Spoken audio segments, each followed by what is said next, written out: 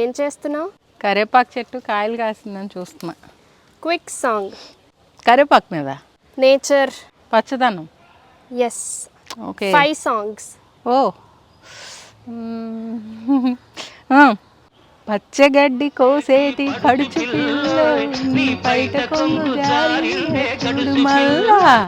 Next పచ్చందనమే పచ్చదనమే తొలి తొలి వలపు పచ్చదనమే తూ పచ్చబొట్టు చెరిగిపోదులే నరాజా పడుచు దండా చెదిరిపోదులే.